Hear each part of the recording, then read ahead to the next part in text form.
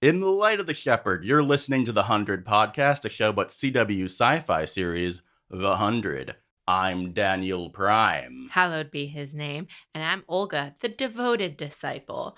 Today we're discussing Season 7, Episode 12, entitled The Stranger. The Stranger. So these are our first reactions right after we just finished watching the episode for the first time. We're just gonna gush at you about, what do we think? And then what we usually do is the following Monday, we release a full-length audio podcast. But guess what, guys? The 100's taking another few weeks off. The show won't be back until September 9th, and we're going on vacation, so it worked out well for us. See ya, suckers. So we're going to be doing our audio podcast, our full-length audio podcast on this one, the Monday before the show returns, so that you can sort of use it to reacclimate with what's going on after the few weeks off. Mm-hmm.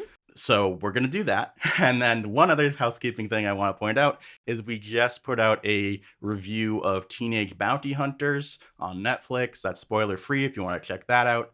Now, what did you think of The Stranger? I love this episode. Oh, she loved it. Maybe love is too strong. No. So you said you loved it. Stick with it. I mean, I'm a disciple. Emotions are hard for us. No, I thought this was a really good episode. Mm-hmm. I mean, John Murphy, man after my own heart. Mm-hmm. No offense. But Amore was pretty great too. Yeah, I mean, always. Controversial take. I'm just like, what's not to love here? I know this has been a very ensemble season. Mm. I mean, it kind of always is, but we've been complaining a lot about the lack of Clark. Mm-hmm. Clark was very important. She was important, but she still, like, percentage-wise, was not in the episode very much. And I'm not disagreeing with that. And like I said, this has been a very ensemble season where she hasn't been featured a lot. Yeah. She had important things to do and say and important emotional moments. Well, and Bellamy also was really driving the episode again. Yeah. So it's good to see that after last week, it wasn't like he was pushed into the corner or something. That was going to be my next thing of, like, speaking of people who haven't really been in this season. Yeah. Well, that's the thing I think is interesting about this episode is it almost gave me anxiety about how much was happening because I'm like, there's so many characters and threads that I want to see them handling, but there's so much to do in so little time. Yeah. Where it's like, I liked everything that was happening on Sanctum. I enjoyed a lot of the Bellamy stuff. I really loved having that moment with Hope, which we'll get into more in a little bit. But that did leave me going, oh, Clark, I really like this episode, and Clark still isn't the central focus. Now, it seems like we leave her in a place where hopefully she will become more prominent. And it's really cool that we are putting Raven, Bellamy, and Clark in a unit now. Mm-hmm. And now they're back on Sanctum too. So finally, the two plot lines are intersecting. Did not expect that to happen this episode. So grateful. Yeah. That's the thing. I was kind of like, so this is going to be either Sanctum more or less like resolves itself and they just take out Shade Hedda and then the disciples show up on Sanctum, or it's really just going to be everyone's unified in the finale or the penultimate episode. Nope, never mind. Surprise twist. Yeah. They're here. I mean, again, not necessarily crazy surprising considering the whole episode is about like, hey, Clark, show us where the flame is. But I didn't think she'd actually do it. So I think they handled that well.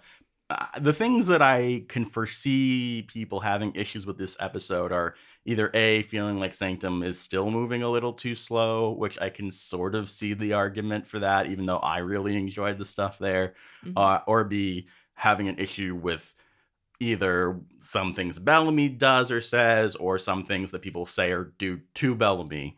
Let's talk about Bellamy. Okay. It's hard because I feel like, just to plug our, podcast, I think that I need to process everything he says again to like fully decide on whether or not he deserves my wrath.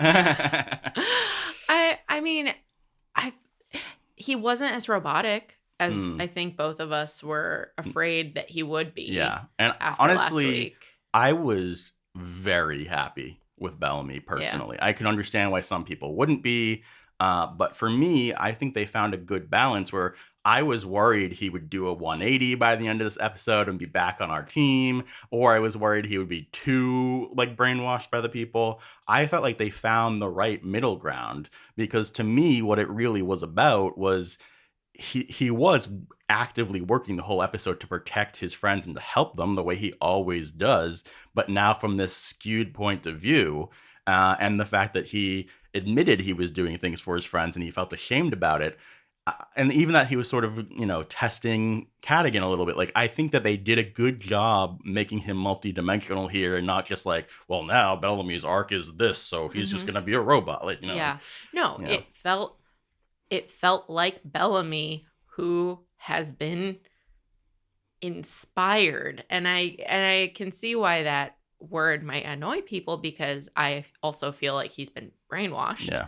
in a way, and I don't think that he's on the right path, Hmm. but it is still Bellamy in there. Like, Hmm. everything he says seems like Bellamy, just Yeah. not on our side. Just skewed. Yeah. I think I can understand where people will be like screaming at the television, being like, "What? Bellamy would never let Clark Be- get tortured. The only other option would be like letting her get executed." Basically, he Yeah. tried reasoning with her. And he tried to get Cadigan to stop, and Yeah. it's not like he was like, okay, well, Clark, it didn't give it to us. Go ahead and kill my friends. Yeah, like, he didn't he say was that. trying. Yeah. He was trying to be, pragmatic and smart about how he could save them Mhm. in his own, again, weird, skewed world. Mhm. I think in some ways the things that we were questioning more was some of Clark's decisions and whether they totally made sense. Whereas, like, well, why did she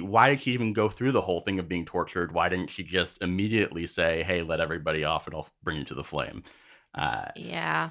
And ultimately also, like, why, I think they did a good job of showing that she really doesn't trust Cadigan. She doesn't want him to have the flame.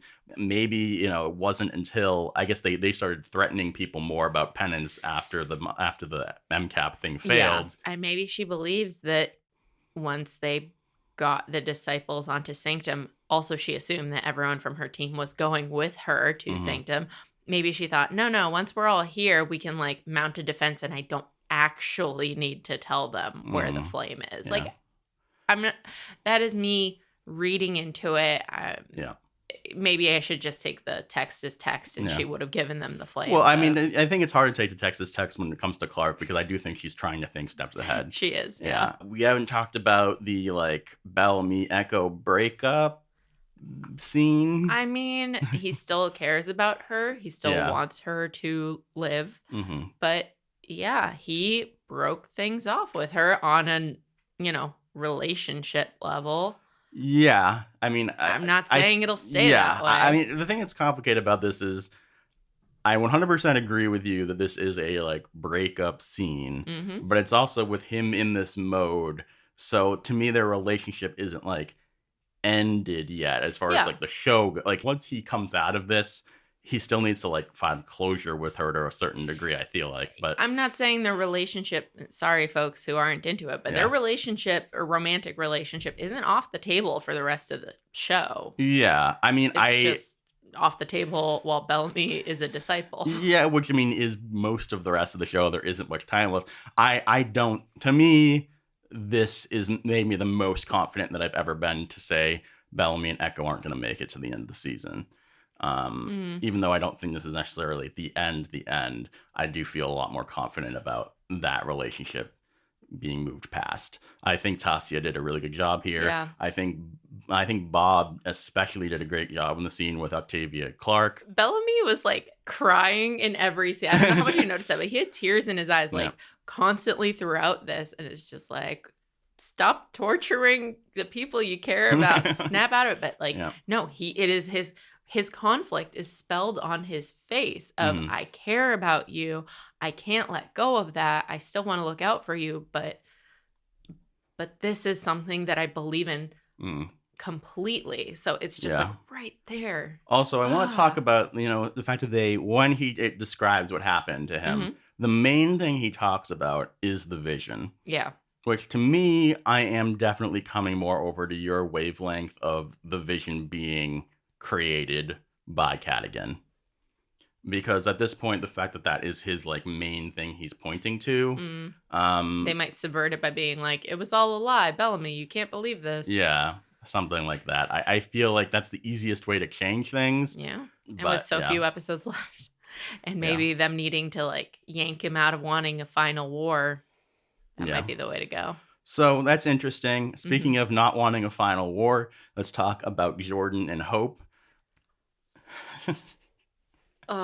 Oh, thank you this season for hope. I know, Like seriously. Shelby just kills it. I was actually crying, Yeah. like tears down my eyes as she's sobbing into Hmm. Jordan's shoulder. We Yeah. wanted them to like know each other and connect. And Yep. maybe people are annoyed out there for the fact that this was screen time away from the characters who are the protagonists, but like these characters have been made important in this They season. were both of them are great in this scene. Obviously, Hope has like the real heavy lifting, but I think they did a great But job with but Jordan. even with Jordan being more like low key, Yeah. even I still felt it. It's still Hmm. I still got something out of their Hmm. interaction. And this was exactly what I needed for Hope's follow-up Hmm. from you know, killing her mom. Yeah. Like The writing was great for her. The the performance was great for her. the The music. music, I love Mm. Hope's music. It's so good. Just so many nice pieces coming together there. Her story, I guess, really, really love Hope's story. Like, Hope's story to me is like the thing that really has worked this season. To me, You know? it is probably the most successful thing Mhm. about this season. Yeah. Yes, we got annoyed with her a, a Yeah. bit, but we still understood her. It's Yeah. just like this character arc is It's great. phenomenal. Yeah. It's phenomenal. Yeah. And I think it leaves things so nicely for Dioza as a character Yeah. and I just think it worked really well. Yeah. And we already, hit a little bit on the fact that how great this episode was for Murphy, Maury, and him together. I kept waiting for her to say that she was pregnant, honestly. And I did too. It was so frustrating. I'm like, uh, is it going to happen? He's being a really parental figure to mhm. their little group. And any second now, I mean, if they were allowed to Yeah. have sex this episode, then maybe that would have made a baby. Well, I mean, the moment where they have him say, "I'll come back," we both like flipped our shit. Yeah. Which obviously they were playing with us and they knew that, but you never know whether it's a subversion or if they're just feeding into a trope or what. Right. Yeah. We just like paused it because we were like, no, they're happy for like a second. Let's not. Hmm. And then he says that, and we're like, and we're pausing again, and we don't want to keep watching. And there's 8 minutes left. Hmm. Thank you for not. Yep. Thank you for ending on a smug Murphy. Yeah. If they end up killing a Maury or Murphy, they're just like building up the pain in me of he keeps escaping, and I'm just like, whoa, duh. Just stab me in the heart. So many little things we haven't brought up, like the Nelson opening. I thought was fantastic. Great end for his character. We're talking about there being a lot of things going on this season. They took the cogs off the table in a way where they had agency. Yep. Good And job. speaking of the cogs, I really liked Maddie's little scene with the other people. That was great, especially with Mama and Papa Murphy. Looking over them. Yeah. Yeah. It's the thing of like, look at all these traumatized children, and Maddie, queen of the traumatized children, is guiding them through grief counseling. Meanwhile, Jackson has disappeared into the ether. I want to quote What We Do in the Shadows at you real bad. Y'all should watch What We Do in the Shadows. But let's also say, on the negative side of things, I think it's ridiculous that Shade Hedda is like letting Indra live and be as involved as she is. Yeah. It doesn't make any sense. It doesn't. At this point, he got everyone to kneel. I don't think he needs her. I don't think they're demonstrating enough that he is afraid of her becoming like a martyr. Yeah. Because that's the only reason I can think of why he's keeping her alive. Even if he's worried about that, like her dying and being a martyr and causing a civil war, he still shouldn't like have her be right around him when he's making important decisions and giving out orders, and he shouldn't bring her with him when they go to attack like that doesn't make any sense. Also, like he's already said, yeah, no, I'm gonna kill Maddie. Like, Mhm. your deal, it's off the table. Like, Yeah, so what purpose does she have well, yeah, why is she to even stay around? And yeah. why does he trust her if he knows that she knows? Like, Well, that's the thing is, like, her purpose of staying around at this point is, like, well, I'm getting information, but, like, that why is only he makes sense letting the other fact her? because he's letting her get it. So that part's stupid. He's even calling it Uh up like, Indra, I know you heard everything. Come, I'm taking people hostage.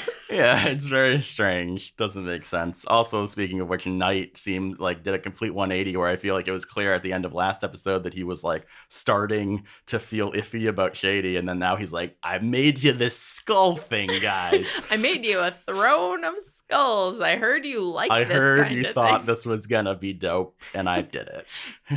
Shade had as a performance is so weird. The Yeah. way he sits in his skull throne Yeah. did not look comfortable. It looked like, is he worried that the prop is gonna snap in half or something? Maybe. I don't know. Yeah, Kind very of looked that strange. way. Yeah. Oh man.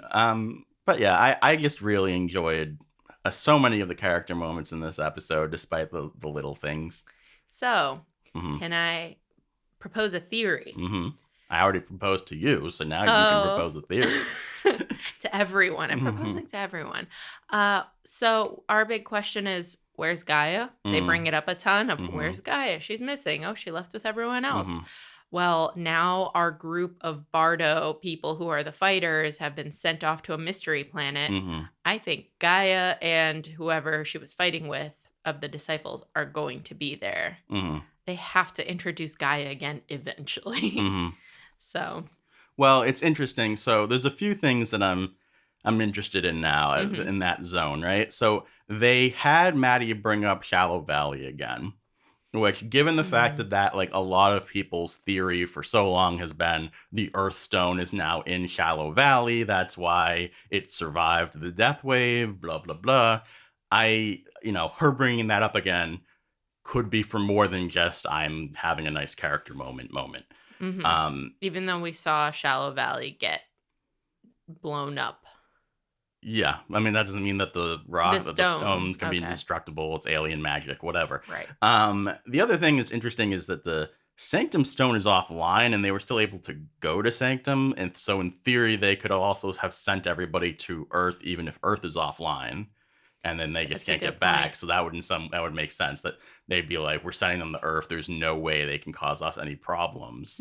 Also, that would help because it's not like super, super fast the way Skyring is and cause all these time dilation issues. So at this point, is anybody going to be on Bardo? I guess nobody of importance, right?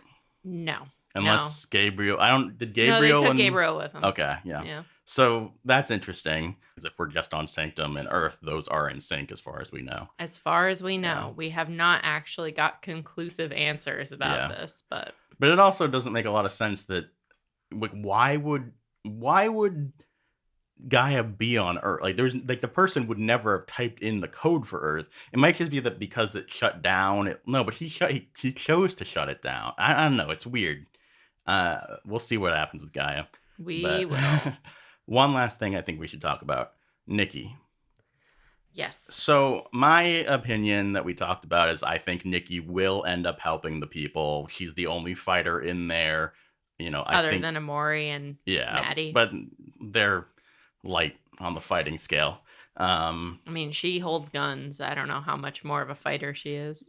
Well, I mean, you saw how she beat the crap out of Raven. Okay. Yeah. Well, Raven wanted the crap beat out of her. You know what I mean. Fine.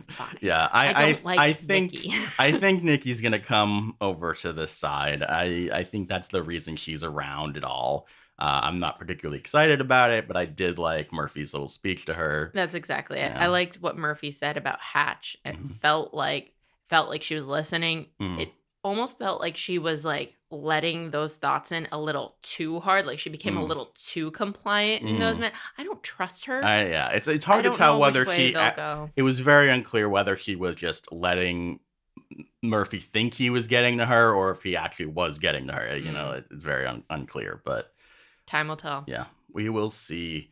All right, any last words? No, I just I really like this episode, and it gives me hope for the rest of this season. Yeah. Very excited to see where this goes. Excited to see Sanctum and Bardo finally butt heads. I wonder how many invisible people came with them. That's what I was the first thing I was thinking. And thank you guys so much for watching. Please leave your comments down below, and may we meet again. May we meet again.